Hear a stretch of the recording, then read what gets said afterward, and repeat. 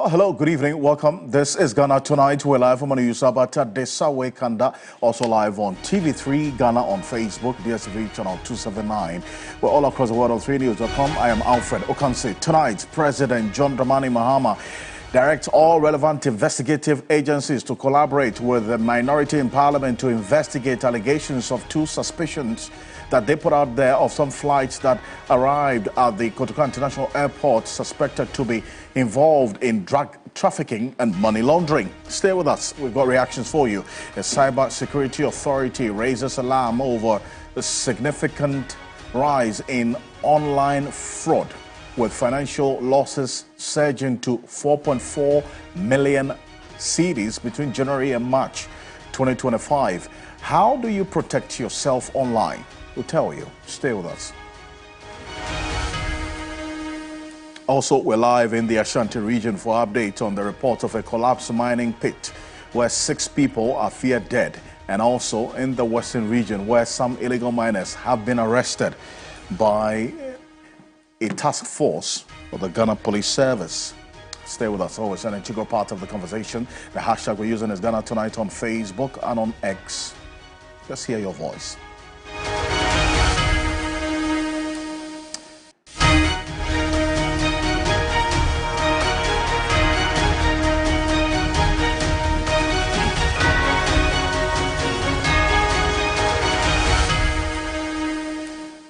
But let's settle for Ghana Briefs.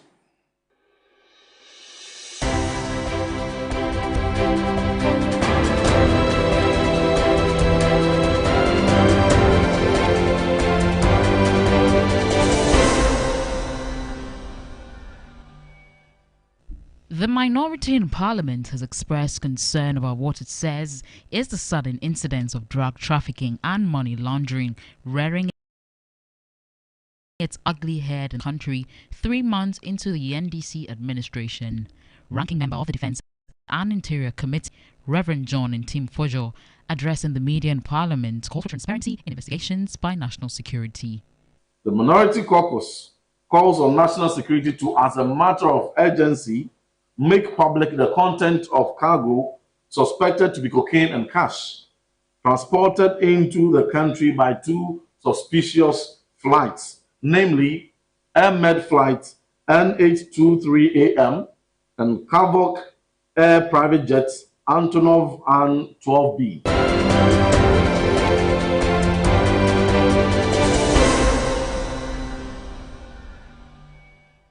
The Minister for Youth Development and Empowerment, George Opariado, has intensified the fight against opioid abuse by rehabilitating users and offering them employment opportunities upon recovery.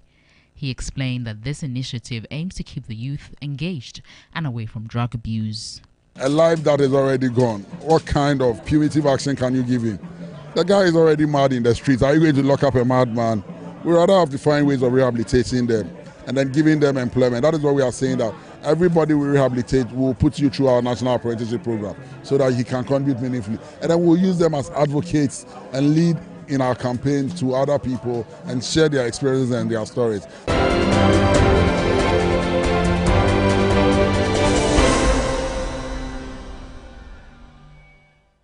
Roads Minister Kwame Gavins Abuja has ordered 2 local contractors, First Sky and Oswald, to immediately mobilize the site to begin road construction works on the Ashaiman-Afienya stretch and the Tema motorway to Dowenya stretch. The move is expected to bring significant relief to road users in those areas who have to endure hours in traffic commuting to and from that stretch. The minister addressed journalists during a tour on the project sites.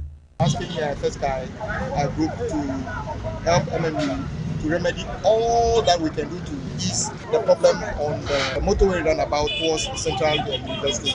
And immediately I'm asking Oswald to also work on the Ashama runabout to, beyond Michelle Camp, and everything we can do as a remedial activity to improve the surface of the road once we do the road, the main construction.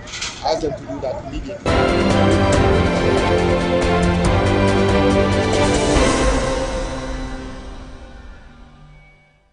11 individuals comprising 4 Chinese nationals and 7 Ghanaians have been arrested by the Western Central Police Command in Taqua for mining along the Bono River illegally. Addressing the press at Taqua, Deputy Western Central Regional Police Commander ACP Bismarck Ijapong disclosed they were arrested on Monday, March 31 and are scheduled to appear in court on Wednesday, April 2nd. The Western Central Regional Police Command has arrested 11 suspects for illegal mining activities along the Bonsa River bank in the Western region. The suspects, comprising 7 Ghanaians and 4 Chinese, were arrested on 31st March 2025 through sustained intelligence-led operations against illegal mining activities.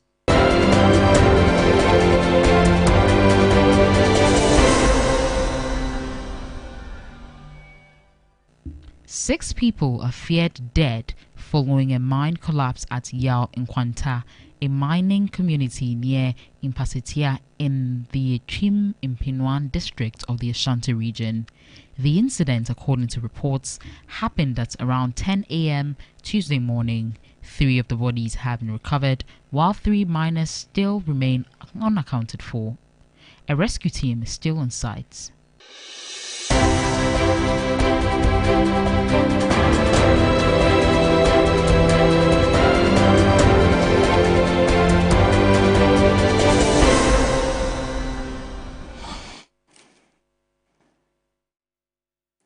As more news on 3news.com. Make some time and visit 3news.com. This is Ghana Tonight. Coming up, President John Dramani Mahama directs all relevant investigative agencies to collaborate with the minority in Parliament to investigate allegations of 2 suspicious flights that arrived at the Taqua International Airport suspected to be involved in drug trafficking and money laundering. That's according to the minority's narrative, and they talk about some intelligence that they have. But the minority in Parliament earlier today expressed concern about what it says is the sudden incidence of drug trafficking and money laundering rearing its ugly head in the country 3 months into the NDC administration. Ranking member on the Defense and Interior Committee of Parliament, Reverend John Tim Fojo, addressing the media in Parliament, called for transparency in investigations by national security and pointed at some intelligence that they have with regards to some flights that touched down at the Taqua International Airport. Take a look. On February 9, 2025, National Security conducted a major raid on a warehouse in Sapiman in the South Municipality in Accra, where they uncovered 12 20-foot containers filled with gold bars and unspecified amount of cash in various denominations of US dollars and Ghana cedis, worth over several billions of dollars. Nearly 2 months after this operation, National Security has failed to brief the public on the status of their investigation relating to the corporates behind the billions of gold and cash stashed in the 12 containers, and failed to disclose the actual quantity of gold and the specific amount of money retrieved during the operation and what the state intends to do with the gold and cash currently in the custody of national security. We demand accountability.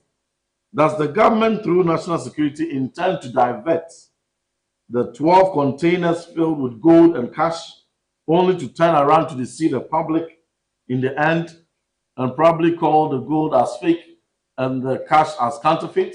On another security matter related to our airspace, the Minority Caucus calls on national security to, as a matter of urgency, make public the content of cargo suspected to be cocaine and cash transported into the country by 2 suspicious flights, namely Med flight NH23AM and Kavok Air private jets Antonov and 12B. There is no evidence of medical referral of or patients accompanying or on board the flights on either legs of the flight. We are reliably informed that contrary to the expectation that the Med flight would carry patients, the purpose for which it was designed and operates, it rather on this occasion carried suspicious cargo suspected to be cocaine and cash in various United States dollars denominations. It is the expectation of the minority caucus that transparency in such critical matters of airspace security is upheld in order to assure our citizens of the continued security of our airspace. We are not going to do that. We believe that Ghana needs to be secure. And so it's important that we get this vessel to complement what the Navy already have so that they can protect all of us.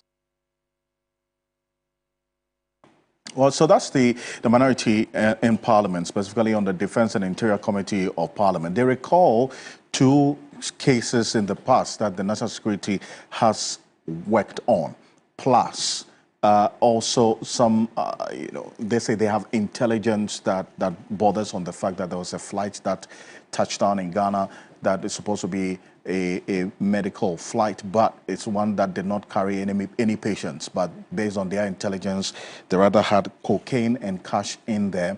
The president is making demands. But before that, these are the cases that the minority referenced. Take a look. On the 9th of February, there was this report, which we also reported here on TV3.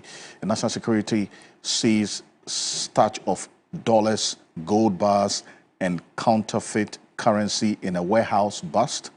The containers were tracked to a warehouse in Ofankor, South Municipality, where a special operation was conducted after a tip-off, according to the statement released at the time. According to that statement as well, the concealed currency, mostly bundles of dollars, were found in wooden boxes filled with cement, and other boxes opened in the warehouse during the sting operation revealed extra currency stashed in the boxes that are barricaded with plywood and sealed with charcoal. According to the National Security operatives involved in the operation, the statement noted that the two containers were still on the loose, but stated the security trackers are hot on their trail. The warehouses yielded even more shocking discoveries, including boxes of metal suspected to be gold bars, counterfeit Ghana cedi notes in 50 and 100 cedi denominations, and fake Ghana Army uniforms and boots, and some padlocks as well you see in there. That's what you use to lock these containers. And so this was reported, and this was on the 9th of February. What the minority is asking for is on one hand, is an update on this operation by National Security on the 9th of February. We'll find out in what form that update should come, and if it is part of the modus operandi or the standard operating procedure of National Security to give the update on continuous investigations. That's a question that we'll put to one person who's worked with the National Security architecture before he understands how it works, to get some more details on it. But this is what we reported on the 9th of February. Komla Kluche was embedded in there and giving us details at the time when this happened. So apart from this, the minority also is asking for updates on the recent incident earlier, that was sometime last week, where there was a bust of another $350 million worth of cocaine en route to the Greater Accra region from the Central region, which was described as a groundbreaking operation. The National Intelligence Bureau intercepted a staggering 3,319 kilograms, that's 3.3 tons, of substances suspected to be cocaine, with a street value of approximately $350 million. This was just last week, 4 days ago. The massive haul was concealed in sacks, as you see on the screen, sacks and bags cleverly hidden in heaps of sand in a tipper truck to evade detection. The vigilant National Intelligence Bureau operatives were able to uncover the illicit cargo, marking a significant milestone in the country's fight against narcotics. This tipper truck was arrested at Pedu Junction in Cape Coast in the Central region en route to Accra. The interception of the over 3,300 kilograms of cocaine was described as a significant achievement, marking about the largest cocaine seizure in the country's history. over 3,300 kilograms. It's the largest in the country's history. That's what you see there. And, you know, just some 5 days ago, these are a number of other issues that the minority is asking questions of. An update. We'll find out if that's going to be done. But with specific reference to that flight that the minority says they have intelligence that this flight touched down at the Taqua International Airport, the allegations of some cash and cocaine in there, President John Dramani Mahama issued a statement just about some 3 hours ago on his Facebook page and X page as well, and we have a copy of it. Take a look at this. It's going to be on the screen right now. He says, "My attention, quote, has been drawn to allegations made at a press conference by an honorable member of parliament, Reverend John Ntim Fojo, regarding 2 suspicious flights arriving at the Taqua International Airport suspected to be involved in drug trafficking and money laundering. Government takes all allegations seriously, and to ensure a thorough and transparent investigation, I have directed all relevant investigative agencies, including the Narcotics Control Commission, the Police CID, the National Intelligence Bureau, and the National Security Coordinator, to immediately and fully collaborate with the Honorable Member of Parliament so he provides all necessary information to investigate the allegations and take all action necessary to expose any drug dealing. We will maintain zero tolerance for using Ghana as a transit or financial destination for drugs or drug trafficking. The National Intelligence Bureau made a high-profile bust of drugs last week with a street value of some $350 million. That is President John Dramani Mahama's statement. So essentially, demanding of the burden of proof from the minority, especially the ranking on the Defense and Interior Committee of Parliament, Reverend John Ntim Fojo. The president says if he has any information, he has to collaborate with the various security agencies to uncover the said allegation that he put out there. And he said they have intelligence. Richard Commodore is a former operative of the National Intelligence Bureau. He's joining us on Zoom right now. So Commodore, I want us to start from this point. The bit about the flights, the 2 flights that the minority says they have intelligence that those flights touched down at the Taqua International Airport were supposed to be a medical flight, but didn't have patients on there, but rather based on their intelligence, they uncovered that these flights had money and cocaine on them. The president is asking that Reverend Ntim Fojo collaborates with the security agencies. It's a fair ask, you would say? Okay, so if you read the president's statement, the last but one paragraph, he makes mention of the known fact that for some time now, Ghana has become not just a transit, but a destination of origin of many of the issues we are talking about.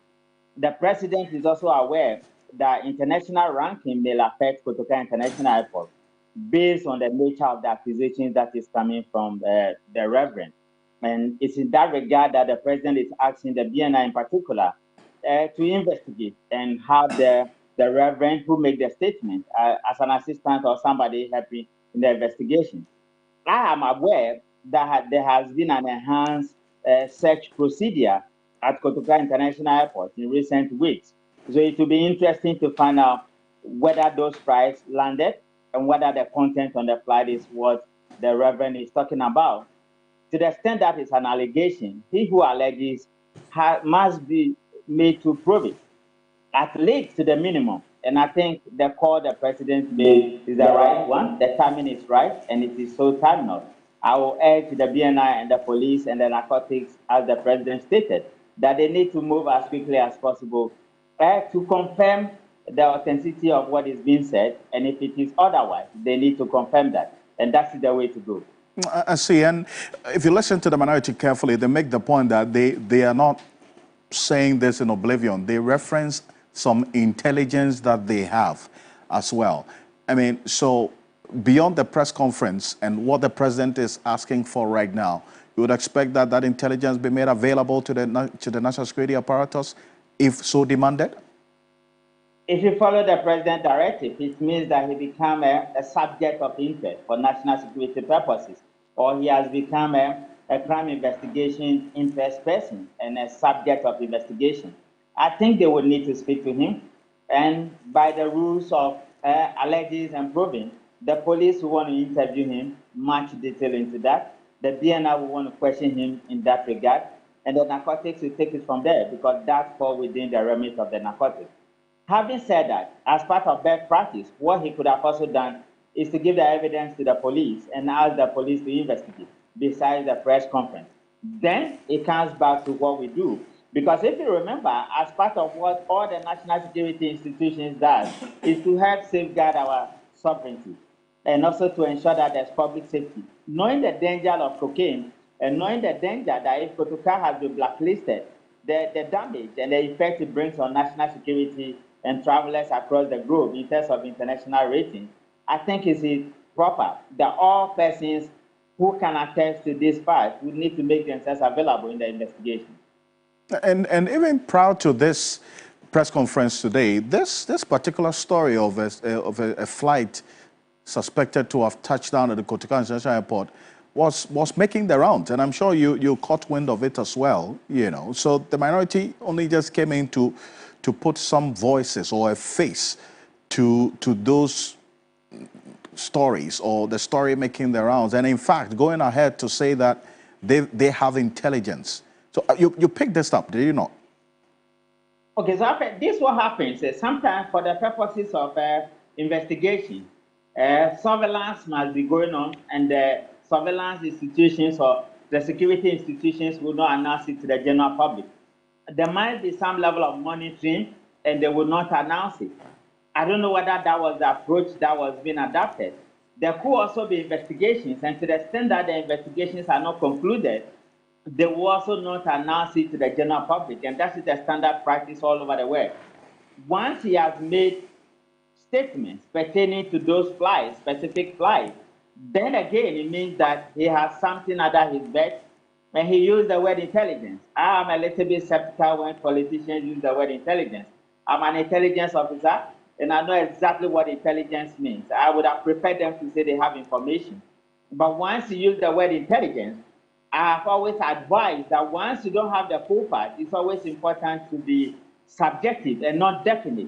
If you listen to the press conference he gave, he was definite in that regard. And that is why he became the leading person to help the investigative agencies. That do not mean that the investigative agencies may not have a wink of what has happened, or they might not be following it. But then it raises the political temperature and raises the national security interest temperature. And to that regard, I think all of them in that regard must work together to ensure that whoever is behind this flight, that is, even if it is true, they come to the conclusion that it's either true or it's not true. So at the barest minimum, their Sins South Member of Parliament, Reverend John Ntimfordjo, on the ticket of the MPP, must prove that they said allegations, is it not? You are calling allegation, but I want to say he made a statement that Kotoka has been used once again for money laundering and drug trafficking. These are serious issues. If the Security Intelligence Agency is working on it, based on the knowledge I have recently, that there has been an improved search procedure and some other things that is going on at Kotoka International, and there has been some intercessions in that regard, I think let's treat it more seriously. If we leave it in the realms of allegations, then it takes a political turn. But let's just say one of our citizens has given a heads up, and he does it through press conference. And the president, who is the commander-in-chief of the Ghana Armed Forces, knowing the seriousness of the information he's putting out there, has tasked the BNI in particular, and the narcotics that regard, and the police, who are the first respondents, to work together in either affirming it or ascertaining it or authenticating the genuineness and the truthfulness of what the member of parliament has said. Let them work together and bring a finality to it. But I can tell you, by standard procedure, if investigations are not concluded, then they will not tell the general public. So that is the way it works. We are also aware that for some time now, Ghana has become not just a transit place, but an origin and a destination for narcotics and money laundering and many of those drugs. And it is based on that that some other people thought that let's enhance the searching procedure and exit and entry procedure at Kotoka International Airport. And I can tell you on the fact that some level of revelations have been made.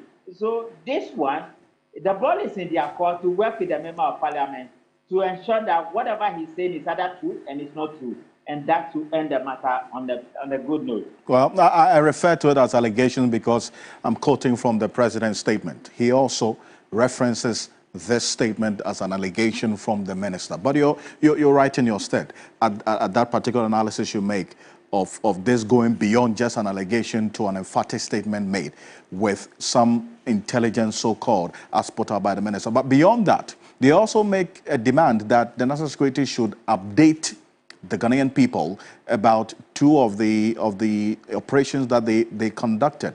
The one in February that busted this gold bars and some dollars in the container, which we showed videos of and we kept putting it on our screen. And then also the one last week that busted the largest cocaine, as it were, consignment in the history of this country.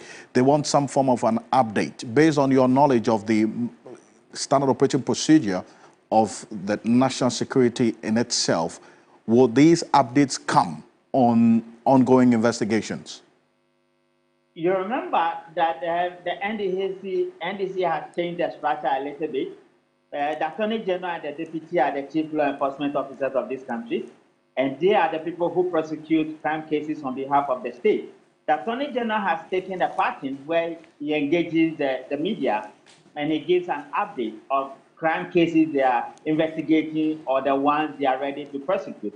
It used to be the style of the OSP, but this new Attorney General has taken the same trend, and people are loving it. People know the engagement is enlightening all manner of things, and people are following. You see, when you borrow this democracy from, those are representative democracy. So what you have is that these are independent states. The state has Attorney General, they have the police chief, and they have what they call the governor or the mayor. Ours is not like that. So I support the Attorney General, and I think that what the minority is asking for, if the Attorney General gives this a credence, then the next media briefing, he would have picked it up and answer questions to that. But national security operatives, the BNI in particular, they are not people who speak to the media. And whatever cases they are investigating, they will not speak. Now, if you look at the Act 1030, it says that a minister has to be represented or be responsible for national security interest operations. This is why President Mahama has made the Minister of Interior as a representative or responsible for that function. For the purposes of parliamentary briefings or when Parliament have an issue and they needed clarity, it is the Minister of Interior who goes to Parliament to brief them. But when it comes to procedure for prosecutions, for investigations that are not completed, then the Minister of Interior wouldn't speak to the parliamentarians. It will be the Attorney General. And I like the trend is taking that the Attorney General comes to engage the media occasionally and to brief the whole country of cases that they have interest and of cases that they are investigating, particularly when some of these cases are not concluded in terms of investigations. The national security officers from the National Security Secretariat are not trained to brief the media, and I'll be very surprised if they speak to the media in that regard. The BNI will not speak to the media, except the police, who speak to the media in some minor cases that they are investigating. So I think that has been the standard, and I don't think it's going to change anytime soon. The good news is that you have an Attorney General who, whatever the police does, or whatever the immigration will do, or whatever the BNI does, or whatever the investigators from the National Security Secretariat does, ends up at his desk, especially when prosecution is on the table, and he comes to the general public to brief them. If Parliament on the other side are asking for issues about public safety and public interest investigation, then I think what we have done by the act we have set for ourselves, it will be the responsibility of Minister of Interior to go to Parliament and answer those questions. But when it comes to the totality of all the investigations they have done, including the seizure of the cocaine and the gold, and including the seizure of the cocaine by the BNI recently, it will be the Attorney General who should speak to that, and that should be the way to go. But the most important point is that to the extent that this is an ongoing, or these are ongoing investigations, it would be highly unlikely to even have an update, as the minority is demanding, if investigations are still ongoing and not conclusive, isn't it? Definitely, that is one aspect, but it depends the time that Attorney General comes to brief the media again. And if he has a pattern, and he has if he has a pattern and establish a trend, then let's hope that by then, if 80% or 60% or 40% of the case has been investigated and he has some files at his disposal, then he can speak about those cases and say they are work in progress and investigations are ongoing. But if Parliament, on the other hand, file a question of a certificate of emergency, then the Minister of Interior will provide some answers. But because of what we do in intelligence and investigations as a whole, there's something we call operational security. And operational security and secrecy of what we do is what helps us to keep the state alive. And at that regard, I am only speaking because I have worked at the place before, and my seniors have granted me the privilege, the little privilege I have to speak on some of these things. Other than that, it's not in our nature to speak about investigations and what the state is doing and what they are not doing. And after, if you remember, together of all the state security agencies, they protect this country by land, by sea, and by air. They have bastarded some cocaine through the port, so that is by land. And the BNI recently arrested the cocaine that came through the sea. And we are talking about some allegations made at the port. It means that we are putting them to work. And I pray that the president will provide the necessary support in terms of motivations and the logistics and the requisite training to ensure that we are curtailing issues that borders on national sovereignty and national security. And that is the best way to go. And that's the main reason why we always have you join us. I thank you so much.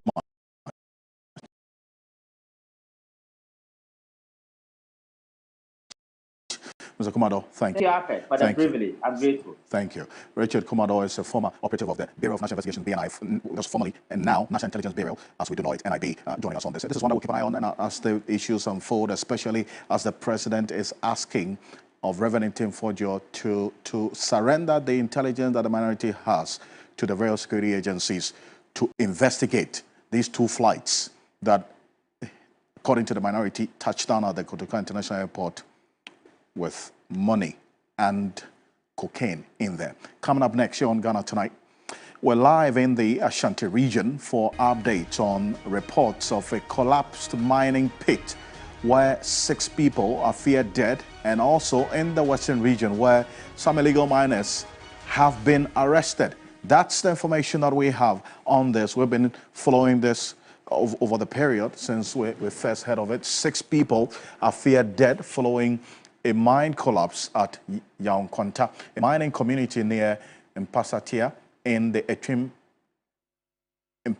Achimamponua district of the Ashanti region.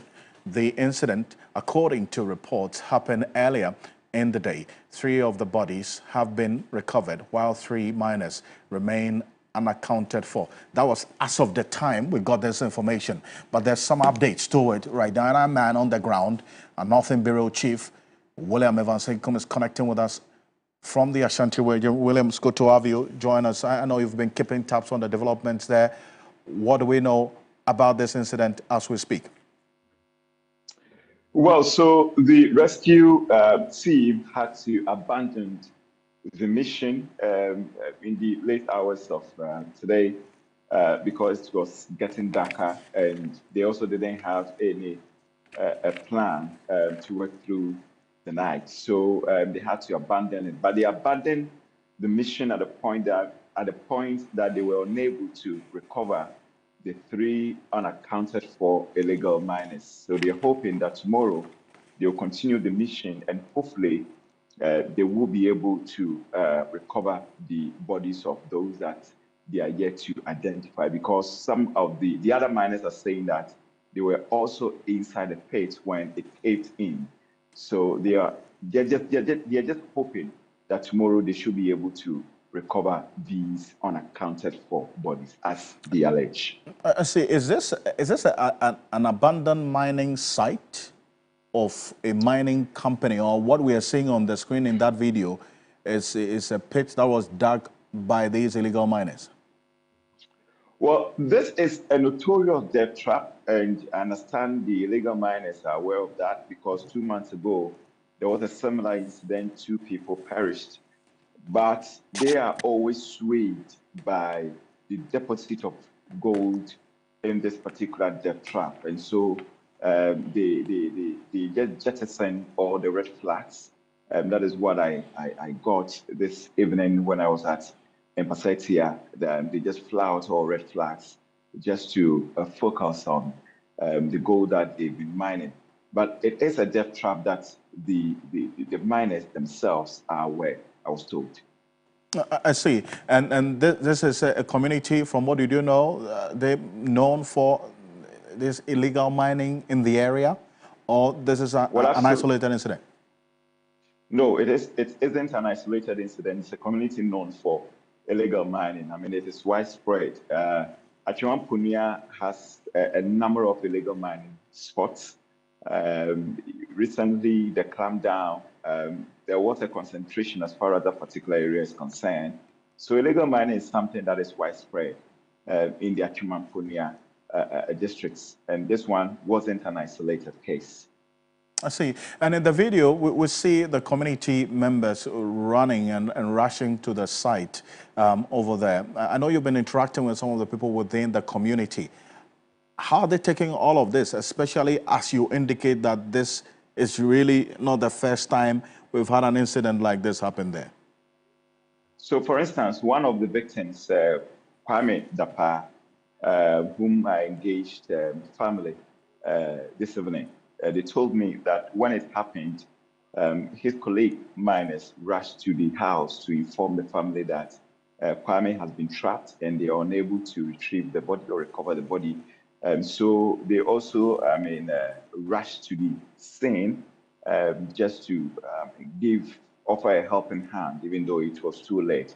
So those numbers that you see, moving in droves to the site, most of them were family members who were informed about the disaster. They only rushed to the place hoping to at least save the situation, but it was too late.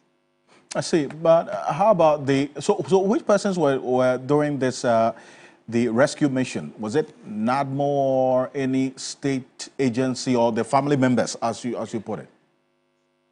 Well, so most of them were family members and then also the miners. In fact, I was told by one of the eyewitnesses that, well, it was led by the assembly man. At one point, I was also told that some officers from NADMO also took part in the rescue mission. Those are information that I cannot independently verify, but I understand majority of the rescuers came from the community, and at point in time they needed to hire excavator to assist in that direction. So for now, I cannot independently confirm whether there were state authority involved in this rescue mission. See, and that raises another question, is it not, as to the response time and whether indeed they were aware, because we had reported this well over some 4 hours ago, and so. But when did this incident happen? Just for the benefit of the uninitiated, at what time exactly? It happened this morning. Well, it happened this morning around 10. That was what I was told. But it went viral around 1 p.m. when at a point in time they realized that the magnitude of the situation had gone beyond their strength, so they needed to engage people outside. Because ordinarily, I was told that 2 months ago when similar incident happened, it was just swept under the carpet because it's an illegality. The whole place is a crime scene, and sometimes when these things happen, they do not want the outside world to know, because if they get to know, then there's going to be some level of measure that is also going to prevent these legal miners from operating. So normally they try to sweep it under the carpet. But this one, considering the numbers and all of that, they became alarmed, and at the point in time they needed to let the police know. So that was when it actually got to the public domain. Willie, appreciate you for this. Thank you. Thank you so much for the update, as always. William Evans Sinkum is our Northern Bureau Chief here at Media General. But on just swiftly to the Western region, not just the Ashanti region where issues of illegal mining took place, but in the Western region as well, based on the police's own information we have, 11 individuals comprising 4 Chinese nationals and 7 Ghanaians have been arrested. Those are the people you see on the screen there, by the Western and the Central Police Command in Taqua mining along the Bona River illegally. Now, at a press conference in Taqua, the Deputy Western Regional Police Commander, that's the Western Central Regional Police Commander, ACP Bismarck, Japan, disclosed they were arrested on Monday, March 31, and are scheduled to appear in court tomorrow, April 2. So these are the persons that they're talking about, as was released by the Ghana Police Service earlier today. These pictures were released by the Ghana Police Service earlier today. And we have the Western and Central Regional Deputy Commander speaking to the press earlier today. Take a look.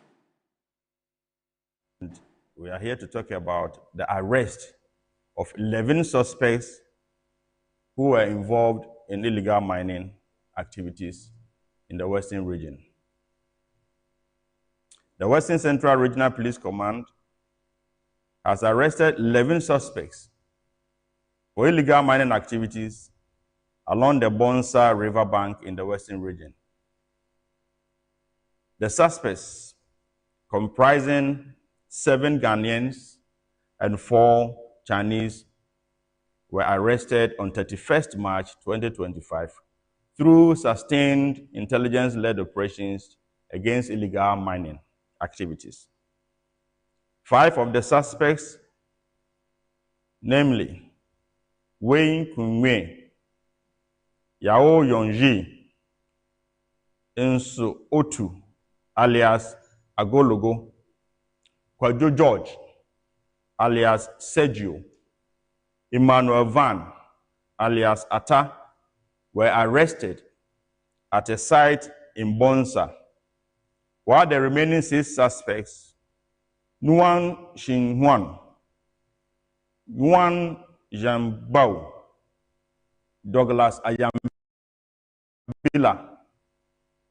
Elvis Abota, Michael Tete Komlong, and Ibrahim Dauda were arrested at Wasa Aguna. All the suspects are in custody and will be put before the court to face justice.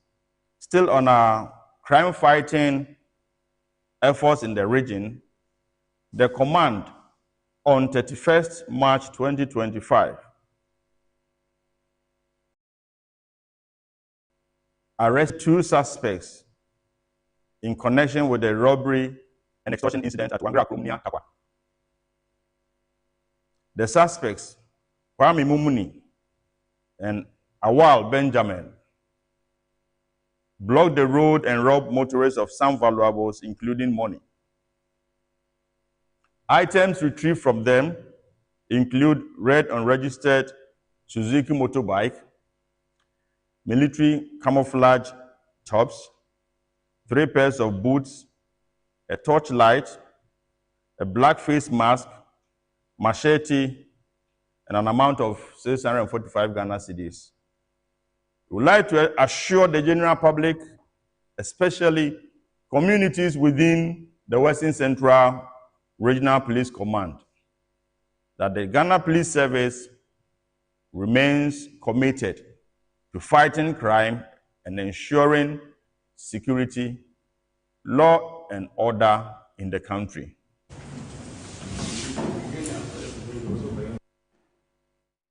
Well, so that's the Deputy Western Central Regional Police Commander, ACP Bismarck Japan there, briefing the media. So this is just the beginning of the new era of the press engagement that the new IGP has reintroduced as a departure from the immediate past IGP, Dr. George Kufu-Dampari's policy of not so much information and interface from the regional commanders or PROs, except from the headquarters, and that would always have a press statement. So this is a new era that we are seeing, and so we're going to be keeping tabs on how this also is replicated in the other regions as well. But this is Ghana Tonight. We're back shortly after this quick break.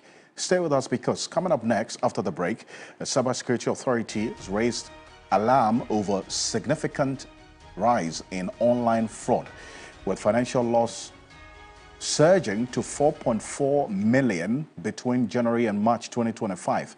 Now, so how do you protect yourself online? That's a question that we're going to seek answers to.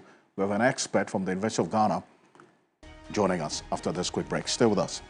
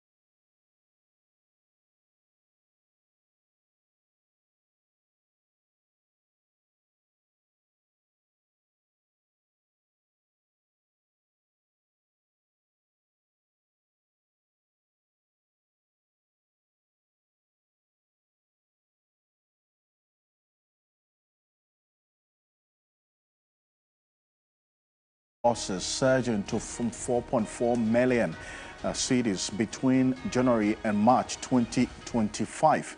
Now, from what we're gathering, this marks a sharp increase from the 2.4 million cedis recorded during the same period in 2024. That's according to the Cybersecurity Authority. We've got details of what they put out in this statement earlier, and we'll put it on the screen right now. This is it.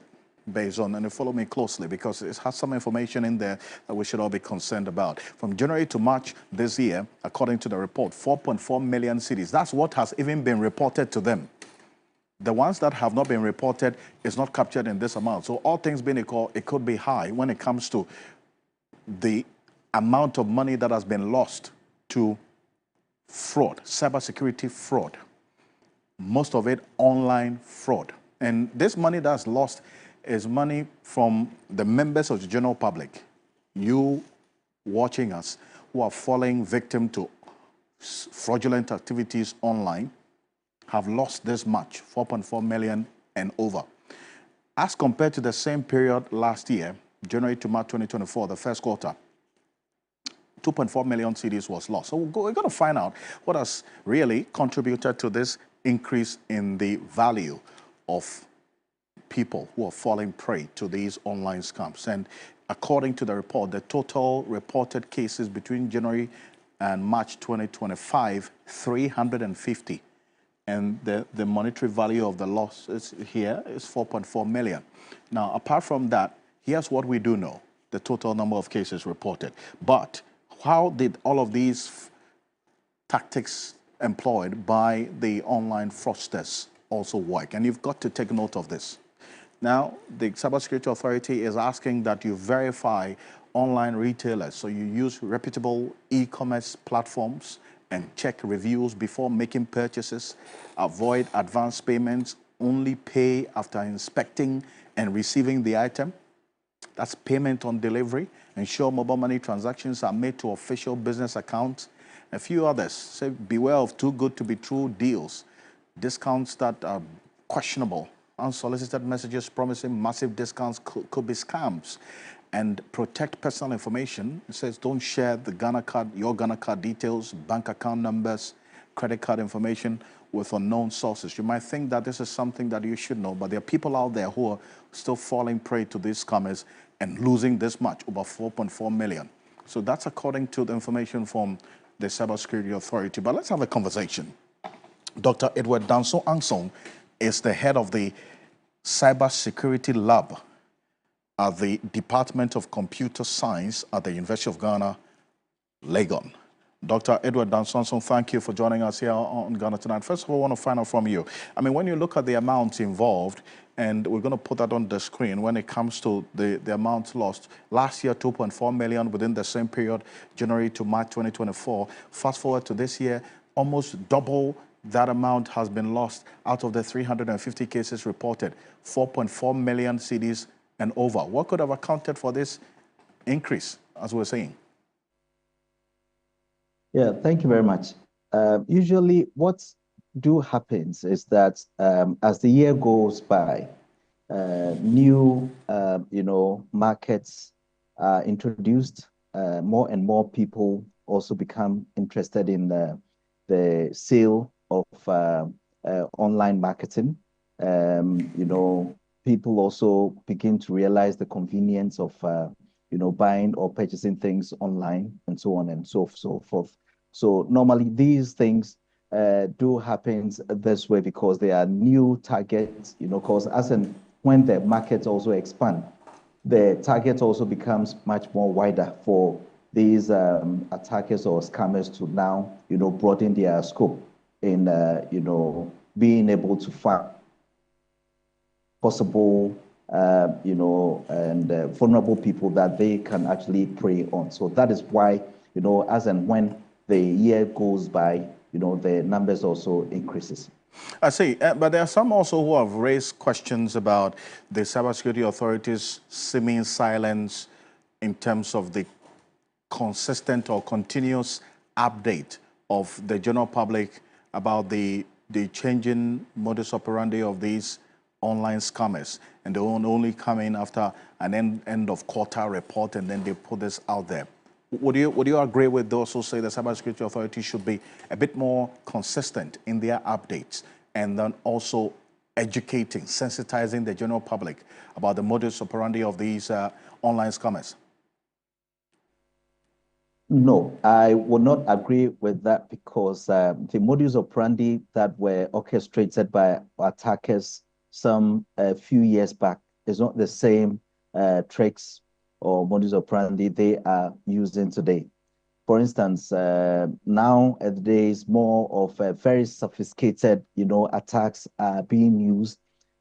Some with the use of AI techniques, others with the use of, these fake, techniques using other machine learning or AI techniques to be able to perpetrate these kinds of attacks, which were not the case some few years back. Typical example is normally what we do see with the use of Google Maps.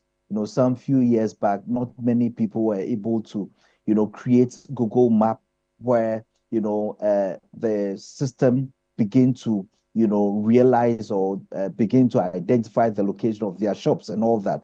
Now people are creating, these Google Maps to even mimic, legitimate businesses and brands, and they are using all kinds of AI techniques to be able to even manipulate how the Google Map is able to even reroute from legitimate, businesses to fake ones and all that, which were not actually available some few years back. So what I would rather say is that the attackers have become more and more sophisticated.